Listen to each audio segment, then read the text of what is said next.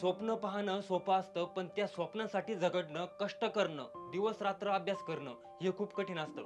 आणि असा संघर्ष करत महाराष्ट्रातील एका शेतकरी कुटुंबातील मुलीनं आपलं नाव राज्यभर गाजवलं होतं. ती मुलगी म्हणजे अश्विनी केदारी. 2022च्या महाराष्ट्र लोकसेवा आयोगाच्या परीक्षेत फिजिकलच्या आधी पाय फ्रॅक्चर झाल्यामुळं ग्राउंड देता आलं नाही. पण हार न मानता मोठ्या जिद्दीनं पुन्हा 2023च्या परीक्षेत अथक परिश्रमानंतर पोलीस उपनिरीक्षक पदासाठी तिने मुलींमध्ये संपूर्ण राज्यातून प्रथम क्रमांक पटकावला होता.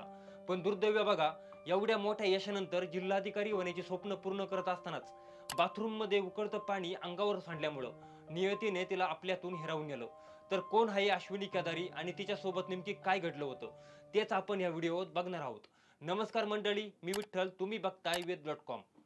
आयुष्यात काहीतरी मोठं करून दाखवायचं, आई वडिलांचं नाव अभिमानानं उंचवायचं, समाजासाठी काम करायचं हे ध्येय पाठीशी बाळगून अश्विनी केदारी जिल्हाधिकारी होण्याचे स्वप्न पूर्ण करत होती.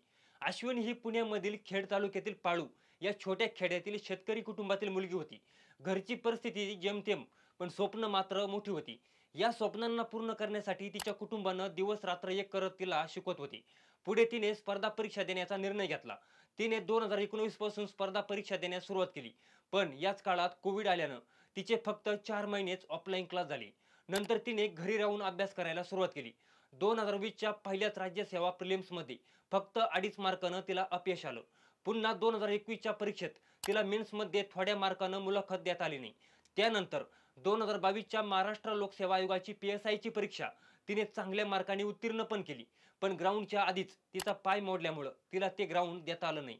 पुन्हा तिच्या पदरात अपयश आलं. पण तिची स्वप्न मोठी असल्यानं हार न मानता महाराष्ट्र लोकसेवा आयोगाच्या 2023च्या बॅचमध्ये पोलीस उपनिरीक्षक पदाच्या परीक्षेत अश्विनी केदारी हिने राज्यातून मुलींमधून पहिला येण्याचा बहुमान पटकावला. त्यानंतर एवढ्या मोठ्या यशानंतर जिल्हाधिकारी होण्यासाठी ती अभ्यासाची तयारी करत असताना नेहमीप्रमाणे ती 28 ऑगस्ट रोजी पहाटे अभ्यासासाठी उठली. अंघोळीसाठी तिने बादलीमध्ये पाणी गरम करण्यासाठी हीटर लावलं. थोड्या वेळानंतर तिला डुलकी लागली आणि जेव्हा ती जागी झाली तेव्हा पाणी उकळतं झालं होतं. हीटर बंद करून बादली उचलत असताना अचानक उकळतं पाणी पायावर सांडलं. त्यामुळे तिने बादली आहे तशीच खाली सोडली आणि त्याच क्षणी ती घसरून खाली पडली आणि या भीषण अपघातात जवळपास 80% शरीर पूर्णपणे भाजलं. त्यानंतर कुटुंबाने तिला तातडीनं पिंपरी चिंचवड येथील DY पाटील रुग्णालयात दाखल केलं.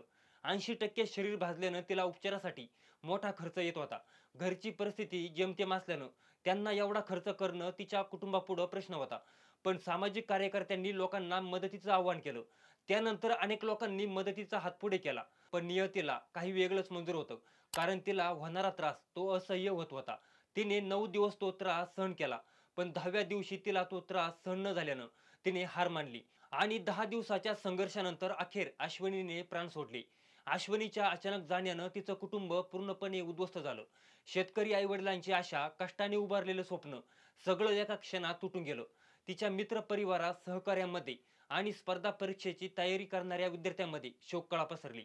खेड तालुक्यातील संपूर्ण परिसरात हळहळ व्यक्त होत आहे. पण मंडळी, अश्विनीचे स्वप्न अधुरी राहिली असतील, पण तिची मेहनत, तिचं यश, तिचा संघर्ष हे सगळं आपल्याला कायम प्रेरणा देत राहील. तर मंडळी, तुमच्या या घटनेविषयी काही प्रतिक्रिया असतील तर त्या कॉमेंटमध्ये नक्की सांगा. तसेच वेद.com ला सबस्क्राईब करायला विसरू नका.